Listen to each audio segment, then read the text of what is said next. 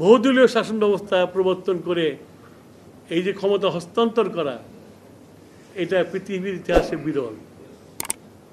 উনি সেটা করে দেখিয়ে গেছেন। আজকে আমাদের যে প্রতিপক্ষ হয়েছে, আমি মাঝে মাঝেই বলি যে এবার যে নির্বাচন হবে, এই নির্বাচনের যে যুদ্ধ, ওই নির্বাচনের যুদ্ধ কিন্তু 8-10টা নির্বাচনের যুদ্ধের মতো না। আমরা আওয়ামী লীগের সাথে ইলেকশন করেছি, আমরা বুঝেছি আওয়ামী লীগ কি করছে, আমরা বুঝেছি আওয়ামী লীগ কোথায় আমার ভোট নষ্ট করছে।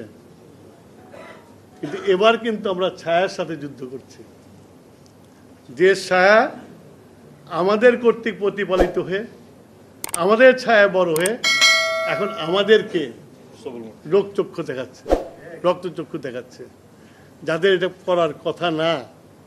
কেননা তাদের মুক্তিযুদ্ধের সময় যে হাতে রক্ত লেগেছিল, সেই রক্তের দাগ কিন্তু এখনো শুকায় নেই।